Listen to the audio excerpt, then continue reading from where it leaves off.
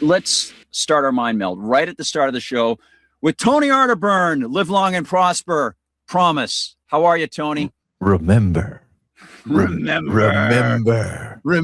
Yes, indeed. There, I had a great idea for the Voyager series about how they got lodged way far out in space from basically that idea of a Vulcan implanting a mind memory into someone that put everyone at risk. And then I never got to utilize it. And that would have been it. Remember. I can't believe you hit on that. Good to see you, man. How you doing? It's great to see you, my friend. Yeah, that would have been a different experience for Voyager. I got to go back and revisit that.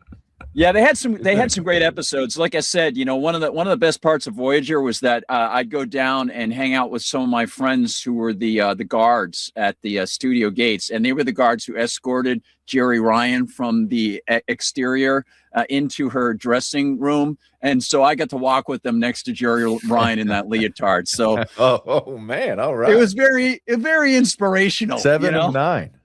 7 of 9. Yeah, she was 10 of 10. That's for darn sure, man. I was just about to go there. That's good. And the funny thing was, she was married to the guy, the Republican candidate, who got knocked out after she revealed that he was trying to get her involved with these sex parties. And the guy who won the election was Barack Obama out of Illinois. Right. Yeah. That's exactly right. Yeah, she was a real nice woman, and went off on her own, trying to raise her daughter, and got into acting on her own and stuff like that. And I know some people might think that maybe it was all set up, and there was some manipulation, but seemed like what she went through was some pretty tough stuff, and she revealed it not because somebody pushed her into it, but because she was just disgusted by it. So, pretty interesting. But hey, man, thanks for being here. And talk about remember. I wish I could forget some of these things, Tony. Let's get into the first item. I want to just show this up on the screen, man. And great to see you, man. I've got the screen over here, so I'm seeing you on the side. You're looking great, dude. And you bastards, hold on to your hair, you jerks. All right. Here's what I'm looking at. Israel, again, disregards the so-called memorandum of understanding. I'd like to, if I can, Tony, open up with this question. Have you ever seen in your experience two nation states trying to come up with an arrangement about a ceasefire when a third party nation state that is parasitic off of one of those parties has to conform to what the nation state says? In other words, Israel is part of this, and yet the United States is negotiating, promising that Israel is going to do certain things. And, as Jeffrey Pies said, I just mentioned last night, Netanyahu is the completely random electron here. There's no controlling this guy. I don't know if there's any precedence for this at all in history. And, I appreciate you on the intro, you mentioning my knowledge of history, which is amateur. I'm a, alt historian, if you will. But I don't see any parallel anywhere. This has never really happened before. I mean, if you go back to the Cold War, the world was kind of in stasis. You had the Soviet Empire on one side, the American Empire on the other, and there's nuclear weapons, the sword of Damocles over the world. And that was kind of just this, the polarization of that kept pretty much everything in check. And you go, even during the time of Nixon with the Yom Kippur War, I mean, Israel was almost overrun by its nation state neighbors. And, Nixon is, half a bottle of scotch deep in the Lincoln sitting room and gets on the phone and says, well, you tell them if they don't stand down, I'm going to drop the big one. Yeah. And some people, he caught some people off guard. I don't think they were quite ready for the president of the United States to threaten nuclear war, but he did. I mean, he's like, I'm not going to let, Israel be overrun. And he gets a lot of credit from the Israeli firsters from that, but I think he was showing that it was really a United States move at that point. It was keeping everything in balance. There was a realpolitik, that term, and Kissinger was part of that. The way that the Metternich system, if you've ever looked at that, like the Austrian diplomacy school. I read Kissinger's book on diplomacy, and it's this Machiavellian system of order, though, right? It's like for self-interest you do this, and then you can play things off each other, but it's all about self-interest and interlinking things, which we've completely departed from. I don't know what you call this, because obviously it's not good for the United States. So we have you mentioned parasitic. It's like we have obligations that are political, superseding national interest. So that's really what's going on. And now this thing's out of control. Yeah. And I just watched I don't know if you follow Tucker Carlson and all, but he's throwing some clips out there. I mean, we're way past the Rubicon here of like, this world, our narrative has changed. I love it, by the way, because a lot of stuff's falling apart. I feel like the Israeli firsters and the ardent, like Christian Zionist people and all that, it feels like, they're still like disco, like this is the 70s, and all of a sudden, like, Metallica shows up. And they're like, well, wait, where the Bee Gees are cool. Like nobody wants like disco died, like AC/DC releases Back in Black, Metallica releases Kill 'Em All, and all. I mean, you've got so many alt metal like references, but this is like my thing, because I was born in '79, so I think like that whole decade, and it's just like there's this stoppage, and we're here at this point. But anyway, Tucker was talking about the possibility of Israeli reprisals, for this against us. Like, not just politically, and that kind of harkens back to where we were with 9/11 and the dancing Israelis and all of that, all the great work that David Icke and others have done. Like, if you read The Trigger, and I don't know if I got to sit down with David for like 2.5 hours outside of London a few months ago. And just to pause it there, if anybody has not picked up The Trigger, I don't know about you, Tony, but I think the first 150 pages of The Trigger are some of the best, most detailed, most accurate recollections and recountings and citations of where all of those American figures were, including other Israeli figures at the time, including Dick Cheney. It spells it all out. And there's no possible way that anybody could walk away with that knowledge and not think that this was a lie hop. And it was actually inspired by a bunch of people who will probably never be seen, but were working with some sort of Israeli intel. You're so right. I mean, and it's glaring. And if you fit it through that lens, a lot of stuff starts to make more sense, like on our timeline, like the things that you got to look at what didn't happen after 9/11 and what happened with the war on terror, or the GWAT, the global war on terror, which I was a part of. Yeah. If you look at all of the stuff that didn't happen, I think that's the most glaring thing, like the caliphates that didn't come to pass, and like the suicide nation theory of Iran. Like that's always been like a Mark Levin or Shapiro thing, that Iran is simply it's like a suicide nation. It'll strap the nuke to its like collective vest and run into Tel Aviv. It's so ridiculous. They'll throw around the word mullahs. They'll throw around religious zealots. In the meantime, we're dealing with Mike Huckabee, who literally, as I've mentioned many times, had a picnic just a few yards away from the very wall where they were slaughtering people on the other side. Talking about how America wouldn't exist if it weren't for the Zionist occupation state of friggin' Israel. Isn't that had no concept of the New Testament, no concept of the new Israel. And it's astounding to me that they can throw that language around. And, this is what I was thinking. You brought up Kissinger, Tony, and let me know, do you think this is an appropriate analogy? Thinking about Kissinger, you got me thinking about Zbigniew Brzezinski, having read a bunch of his books, some of which were, I thought, very valuable when you talk about the old Soviet Union and the Cold War and things like that. But of course, he had an agenda behind much of it. And, what I thought was interesting is the whole concept of the grand chessboard. I think picking up on what you said, basically, as you grew up and this change about Zionism being the old disco and things like that, replaced by metal. I would look at punk rock, that sort of thing, and being pushed out. People just don't want it anymore. It's not the flavor that they're looking for. I think that they thought, and I think they still do think, that they had moved their pieces so far up on the chessboard on various levels, one being taking land in a physical form, taking over politicians and areas in the Middle East, and then influencing people within the media through blackmail, through AIPAC and other forms in the United States, and through legislation to make us shut up. That over the past year, I think they felt pretty confident that they had the agenda on their side and that somehow they could get away with this complete takeover and ethnic cleansing in Gaza, and now the further takeover of Lebanon. And we've seen this movie friggin' before. We don't want to see it again. And I think Donald Trump is finally starting to feel that vibration coming, partially because he knows he can't keep pushing on that outdoor of Iran. They're not allowing that movement. He can't do anything about it, as much as Ben Shapiro thinks that he can. It reminded me, I talked about this last week, I think on America Unplugged. It kind of reminded me like the hardliners, and there's no winning here. I mean, if you look at the Cold Warriors in the 80s, when Reagan would, make peace or try to establish something with Gorbachev, and if they'd have a summit, the hardliners, like when Gorbachev would visit, they'd actually like physically turn their back on Reagan, like some of the Americans, like they would turn their backs in a physical sense, like as he walked in the room, to show their displeasure that peace is being made. So it's really interesting.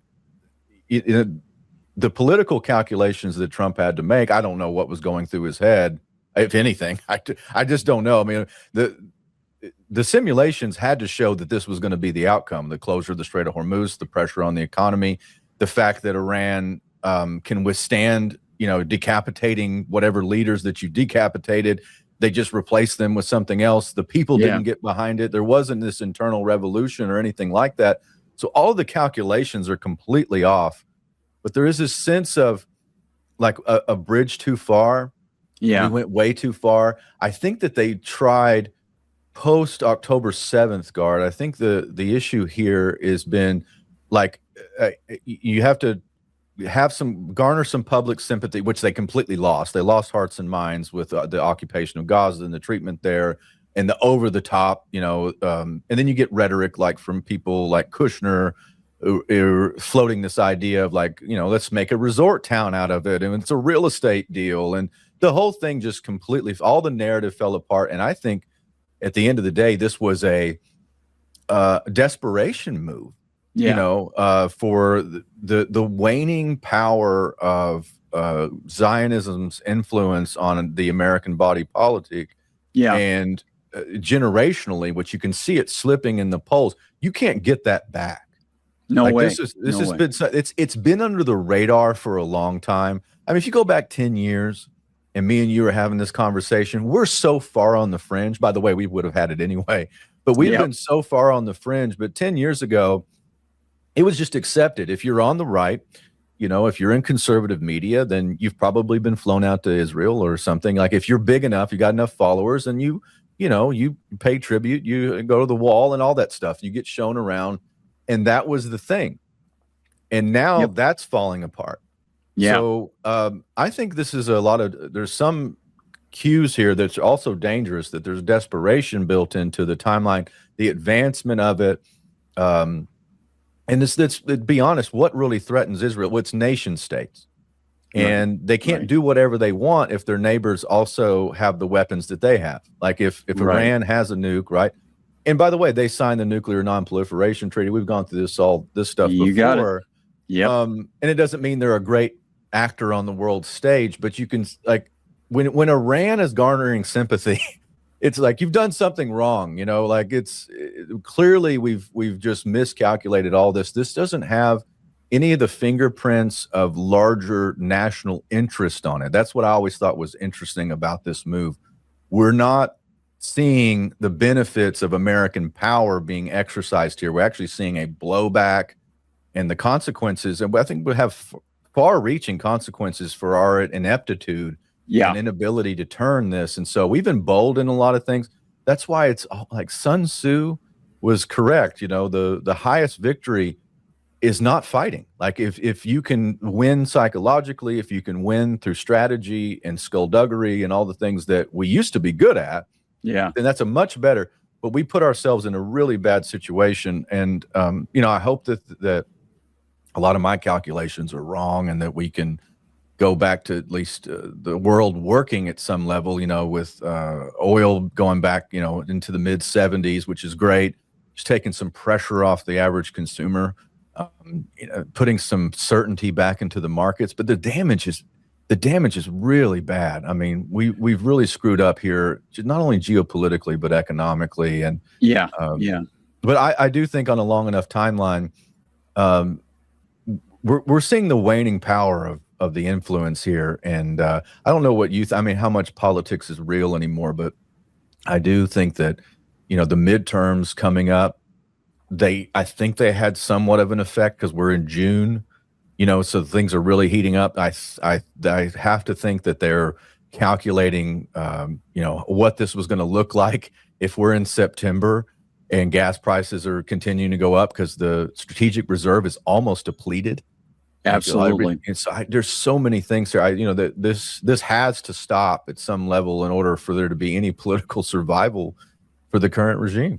And I think Tony Arterburn is our guest, folks. I think, Tony, this is a really good time to sort of compare notes about the dynamic that we're seeing on the ground right now with the MoU coming out. And I'd like to go through a couple of those points with you, because I had a couple theories that I brought up last night. And the folks over at Rumble and the folks watching on X or afterwards know that I mentioned a couple of these things. And it does seem like with the release of some of these points, it does seem like this is what essentially Trump is willing to accept. And we'll take out that random electron of Israel for a moment. And I want to talk specifically about a couple of those items, one of which has to do with the nuclear enrichment, which I think essentially we're going to be going back to the JCPOA that Trump tossed away. And the Iranians know exactly what you're talking about. They know the dynamic of the prices of oil. That's why they claim control over their territorial waters along with Oman. They said, okay, well, if you're going to screw with us, here we go. You're going to have a very diminishing timeline in which you're going to be able to operate. And this timeline is approaching rapidly decreasing rates of return for the United States. And Donald Trump politically then has to play off of the economic problems, which are going to be coming and are already here in many cases, and are going to be seeing, as you said, a depletion of the national reserves, the emergency reserves, a depletion of so many chemicals that are necessary for so many different types of industries, just the overall price impact worldwide, and the inability of the American hegemonic forces in Washington, whether they're some Democrats or mostly MAGA Republicans, to claim that America can be self-sufficient when it comes to energy, because this is a worldwide resource. So obviously, whoever's going to be bidding the highest price is going to get the resource. So they can't so they're reaching diminishing returns every time they say something stupid like that. So they're starting, the Iranians knew that this was going to happen if they could just hold on. And I'd like to, if I can, Tony, get your thoughts on a couple of these things, because one of these that I think is really important has to do with that refining nuclear enrichment. So I'm going to turn over to the news notes here as my body shines like a beacon. And I said, we've got this. The U.S. government at 2 o'clock Eastern Daily Time released the text of what they claim is the MOU. Now, we don't even know if this actually is the MOU, but a couple of these things I want to mention from the Iran Observer. So we've got this. 1, immediate permanent ceasefire between the U.S., Iran, and their allies on all fronts, including Lebanon. And that does imply Gaza as well. So we'll put that aside and maybe address that at the end, Tony, and get your final speculation on that. Then we got mutual respect for sovereignty and territorial integrity with no interference in each other's internal affairs. So no more assassinations, anything like that, sabotage, no more bombing, no more killing kids in schools. That would be nice. Then, final agreement to be reached within 60 days, extendable by mutual consent. That has a lot to do with the nuclear arrangements. Then we've got the naval blockade being lifted immediately, and fully within 30 days, Iran will gradually restore shipping. The U.S. will also withdraw nearby forces within 30 days of the final agreement. Now, that might be euphemistic and, of course, imply no more U.S. bases. Then we've got this. Iran to ensure free and safe commercial navigation between the Persian Gulf and Sea of Oman for 60 days, with full traffic restored within 30 days after mine clearance and obstacle removal. Number 6, Iran and Oman to discuss the future governance and maritime arrangements of the strait in consultation with regional states and under international law, obviously probably charging a fee for that if they want to. U.S. and regional partners to establish a $300 billion economic development plan, about which people like J.D. Vance were constantly fudging, saying, well, Americans aren't going to be paying any of this. Yeah, we understand. We understand. And of course, the $24 billion that's supposed to be going to Iran, that's the Iranians' money. So the United States say, we're not paying them that. Well, you are going to be giving them the money. It's just their money. And then I want to get to this down at the bottom. I want to talk about the United States status quo maintained until a final deal. Iran freezes its current nuclear posture, while the U.S. imposes no new sanctions and employs no additional regional forces. Now, that combined with the next statement from Donald Trump is something else where I want to go. So right here, we've got Donald Trump saying he's open now to nuclear enrichment for Iran. And Tony, this amazes me because how many times over the past year did they claim that the nuclear program, they insinuated that it was a nuclear weapons program? When you and I knew, and most people who observed the IAEA inspections and the agreements with the JCPOA knew that it wasn't a nuclear weapons program. It was a nuclear energy program. And when Trump attacked it, they claimed they had gotten rid of it. They claimed it was a nuclear weapons program, and various members of the Trump administration have used that. Even Trump said within 20 seconds they would have had a nuclear weapon. They got it out of their Cracker Jack boxes. But now, as I said last night on the show, I think where they're going to go is they're going to claim they got an agreement from Iran and success from Iran that they will never pursue a nuclear weapon. And because of that, the United States can be kind and allow them, and this is just where Trump is going. I'm going to bring your volume down, Tony, and just play this. It's a little bit low in the background, but this is where they're going. Trump is saying, well, we can't expect them not to try to get nuclear energy. We've been pretty tough in that. It is a little hard, though, when you say that somebody wants it, other people have it, other adjoining states have it, and you're not letting them have it for purposes of electricity and things like that. It's always a little tough. You have to use a little common sense, please.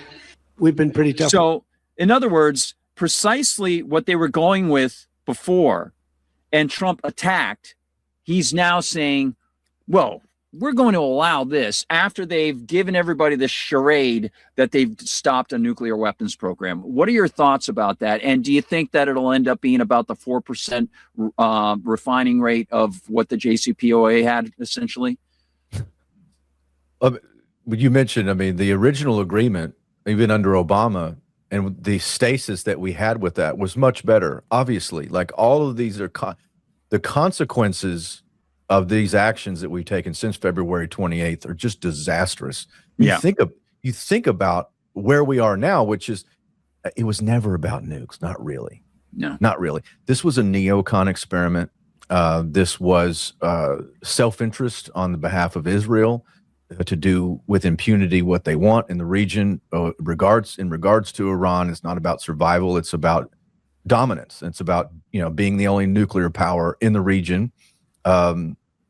So this was I think a collapse of an experiment, and now we're going to try to save face. By the way, you can't really stop them at this point. Exactly. That is one of the amazing things. It's like when a guy asks a girl out numerous times, she finally says no, and then he finally says, you know what, I'm too good for you. That's exactly what it's trying to save face. This is about ego at some level, and then those who are attached to this, it's one of the, aside from Iraq, which was in the same vein and of the same players, but they're trying to save whatever is left of any sort of reputation at this point because it's so disastrous.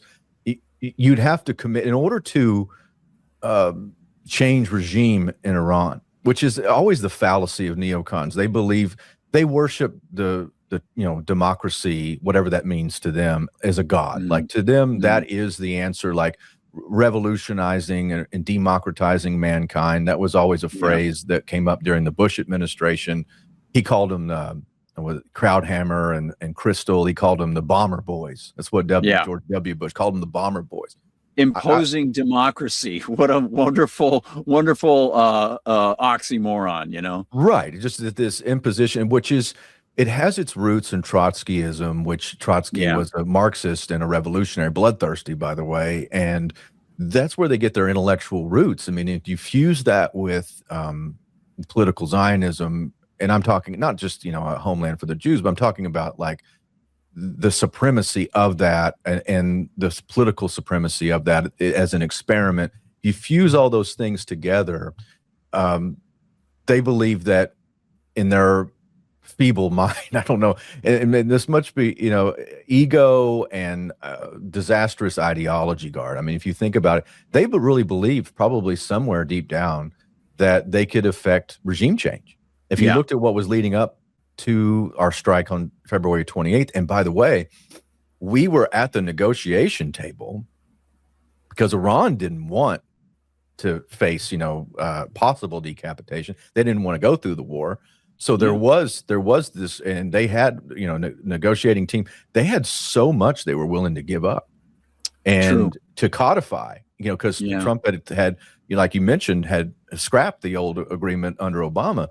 So it's just even more. The whole thing is embarrassing. And I don't know that we're out of the woods by any means, but at least there is some sort of stasis here, that we've got some sort of agreement to at least get the ball rolling for the rest of the earth to, take a breath, and that we don't have to go through this, because it's so disastrous with the energy supply and, keeping Iran's oil and even what's passing through the Strait of Hormuz in a world like ours today, post-COVID, is just insanity of the highest order. So I believe that they felt like they could affect change, and now I think they're looking at the calculation like, well, we can't really stop them. So at that point, you could throw out anything at this point and just make it look like we wanted it. Oh, well, sure, we welcome into the family of nations, and maybe they're a nuclear power, and sure, the rhetoric has completely changed, and it's so sad that we're willing to commit U.S. Servicemen and women to their lives on the line for this schizophrenic foreign policy, which is unforgivable at some level. Like, I know you couldn't. I can't imagine being in charge of this or carrying out this policy and having to send people out for no clear reason. What's the clear and present danger? You said it was a nuke, and now we're okay with stuff. And I mean, it's just. It really is embarrassing. It's a sad thing to watch, Guard. But at the end of the day, get the peace rolling. We got to get the economy going again. And then I think the midterms are coming up. It's not looking good. We probably have 2 years of impeachment ahead of us, investigations and subpoenas. And what did Lyndon Johnson say? He said, "The power is where power goes," and it's going away. So, or as they might have said in old communist circles, happiness is a warm gun, right? It's funny, Tony. One of my best students entered the Marines, and he's over in Baghdad right now, and he's married, has a child, and I was just, I was thinking about, man, I hope he's going to be okay, and you think about the thought process that goes through a guy like you, a guy like him. I remember his mom came up to me, and he was either going to be entering the priesthood or he was going to enter the Marines. And she was very anti-state. And she said, she used to listen to my radio show in New Hampshire. She asked me on one of the parent teachers things, "Can I talk to you for a minute?" And I was like, "Yeah." So she said, he wants to go in the Marines like his dad. And I was like, "Oh," she goes, "I really worry that he's going to." And I said, "Well, I know this." And she goes, "They're going to send him places. And I know it's not right. I know it's not right. And I can't express it to him properly." And I just thought, gee, that's tough. That's very tough. And, someone has to learn on their own. As you experienced in your life, you went through a process by which you've come to this point where you can look at things with such clarity and moral integrity that hopefully other people can pick up on it. And I think one of the things, just to sort of lead into to closing this off, I think one of the positive things here is that the Trumpers and the MAGAites and so on have been flailing around like such fish out of a barrel, scrambling to do so many different things. And their lies about the economy, about oil, about Israel, about Iran, they've been exposed so often that little by little, the scales are starting to fall off of many, many people's eyes. And I don't want to sound like, I've got the grandest vision or anything like that. But as you know, there are certain facts that they just don't want to deal with. And now they have to face these things. And that, I think, is having political fallout. And, we'll hope that something can change. I do want to ask you, however, I picked up on something today. I was watching, and I'm going to go back over to my news notes. I was watching Naftali Bennett, who is the really hardline person that a lot of people think might be replacing Benjamin Netanyahu, either when Netanyahu leaves office and escapes his criminal accusations, or leaves office and goes into prison and dies of cancer in prison, whatever. But Naftali Bennett is super hardline. And so I put something in the news notes, and if I could, I'd love to get your thoughts on this. And I'd just like to play a little bit. This comes, of course, from Judge Napolitano's show. He was on with Aaron Mate today, but I gave a preface, and I've queued it up on the time code inside the news notes for this over at YouTube, thanks to their, capacity to do it. I said, here's Naftali Bennett, who likely will become the next Israeli PM when Netanyahu leaves office. Bennett is even more bellicose than Netanyahu, but of course claims he's working for the freedom of the Iranian people. I suspect Trump knows Netanyahu is leaving, so is going to see a momentary lull in Israeli aggression in Lebanon and Gaza as the U.S. and Iran work on the so-called memorandum of understanding to make it an agreement. Now, again, this is just speculation. I hope that they can resolve everything. But looming in the background is this rising giant of Naftali Bennett, and I worry greatly about this guy. So I'd love to play for you this. When Bennett comes in, I'm wondering if the Israelis will ramp up their attacks in Lebanon, Gaza, and the West Bank. So, Tony, I'll give this to you.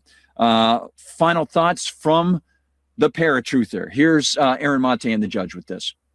Cut number 19. I want to tell the Iranian regime from here, I'm going to be your worst nightmare ever. President Trump said in March 2026, there will be no deal with Iran except unconditional surrender. We're a long way from that, aren't we, Naftali Bennett? Well, what you've just described is that Iran is a big, violent bully, and it proves all the more so that we have to ensure that it doesn't acquire a nuclear weapon, ensure that it can't terrorize the world, because we've seen a demonstration of what this bully looks like when it uses conventional weapons. So now imagine what it would look like if it acquires nuclear weapons. So if anything, we've all seen the true Iran. I also want to tell you that I believe that soon in Israel, there'll be a new government. Hopefully, I'll lead that new government. I want to tell the Iranian regime from here, I'm going to be your worst nightmare ever. I won't relent until we free your people, ensure you don't have a nuclear weapon. So you've got no hope. We won't let up on this effort because it's fighting for our freedom, for our security, and for the benefit of the entire Middle East.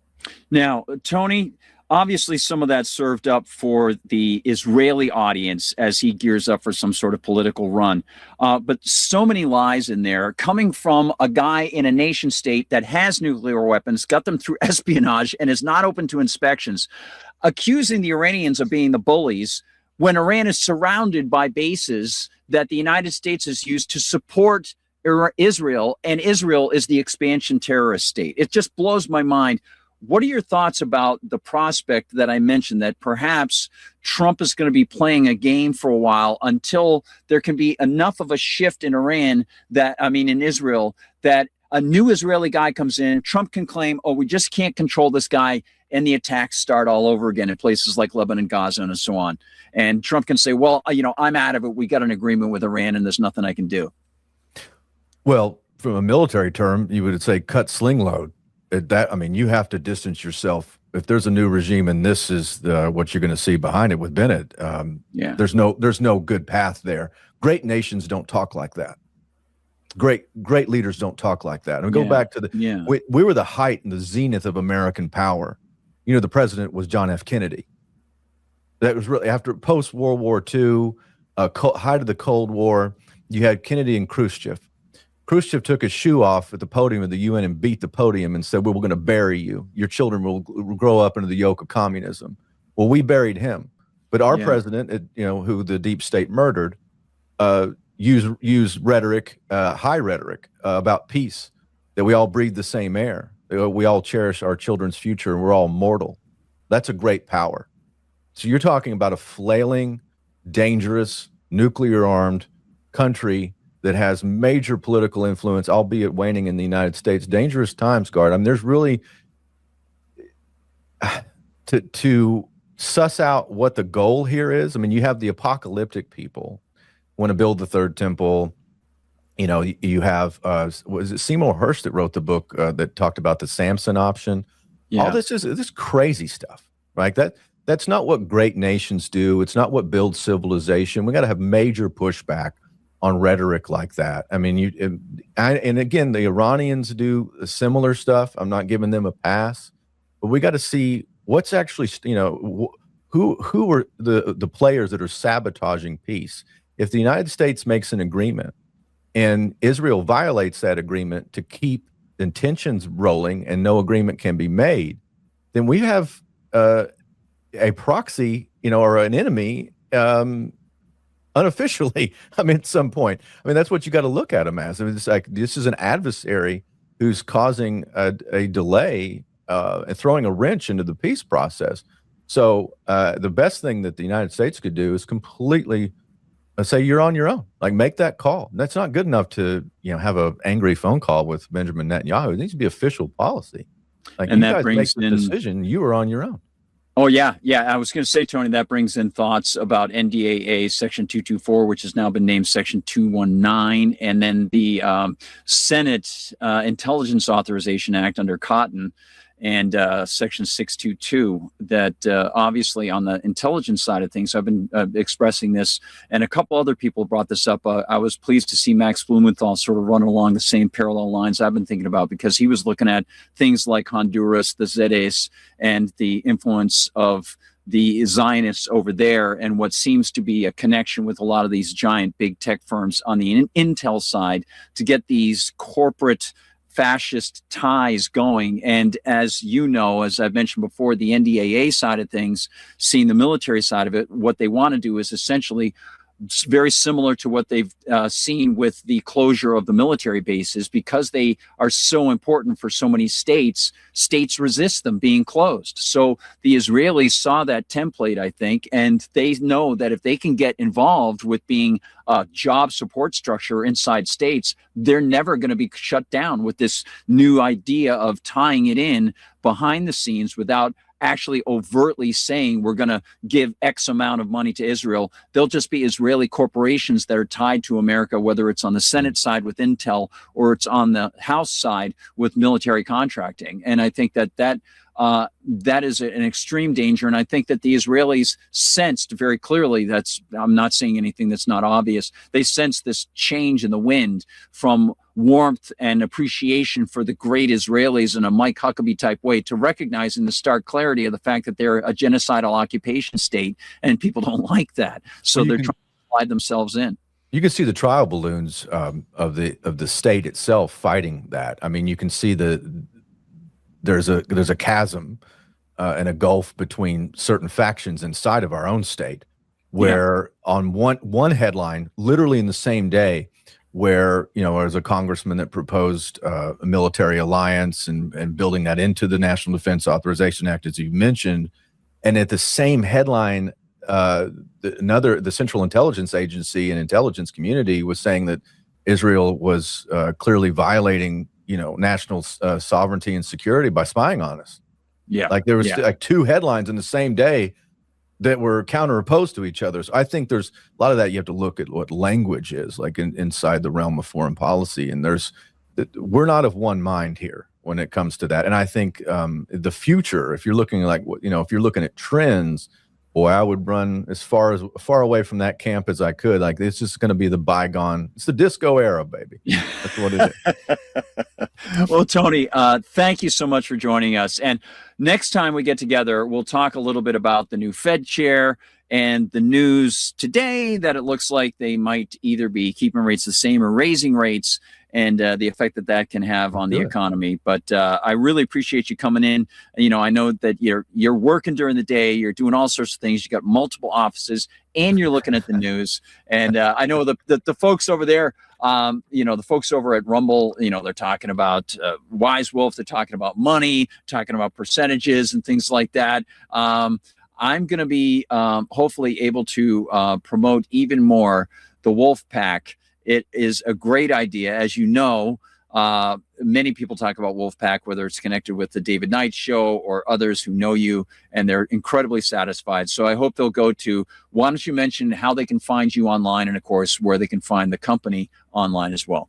Sure. I appreciate that, Gard, and just always love coming on. And so we had to do this more often. I'm sorry that my schedule sometimes I just get to the end of the day and it just gets away from me, but I'd love to come on more. Just remind me, please. I love it. I love it. I said the same thing. We had Angela Keaton on last night, and now she's now the executive director of Anti-War, and I didn't even realize that. Yeah, and you know, Angela and I have been friends for a long time. She's always sort of behind the scenes, and she recently lost someone very dear to her, and she has not been doing a lot online or anything like that. So that was the first time she had come on since this death of someone close to her. And so she texted me like, you know, that was good. That was a good start. And I was like, yeah, well, come on anytime. We'll bring you in. That'll be great. We'll get you both on. That'll be fun. I'd love that. Well, I donate every month to antiwar.com. I told my followers you should do something a little bit, because that's such a wonderful platform that is indispensable in these times in which we live. Like, get that right in. For the propaganda is so thick, and the mind war and the psyops. And I mean, just go to antiwar.com. You can sit there. There's reason in that. It's like there's some logic in it. It's very Vulcan. But you can go to Tony.gold, my website personally. You can find my podcast there, or links to me. And if you want to send me a message or watch the shows or follow that. And then wolfpack.gold. You'll find Wise Wolf, all the stuff at wolfpack.gold. That's our little revolutionary subscription service for precious metals. I'm real proud of it. I got a great team. We're able to get, you know, hundreds and hundreds of packages out a month to people and help them get out of fiat, you know, and long enough timeline. That's a great bet. Sometimes it's up, sometimes it's down. But the dollar, hey man, got it. You know, we're going to talk a lot about the de-dollarization tomorrow with the great David Knight. So I'm sure much to discuss. That'll be great. Is that 10:30 tomorrow morning? Yeah, 10:30 Eastern time. I'll be on with the great David Knight. All right, brother. Thank you, Tony. And by the way, on the back end, I know, you know, you and I have had so many conversations about nutrition and health and everything. I love you, dude. And you have done a lot to help me out. I really appreciate it. Love you too, brother. Anytime. You got it, man. All right, Tony. Tony Arterburn, everybody. He is the man. Live long and prosper, Tony. I did it with my left hand. What do you know? Pretty impressive.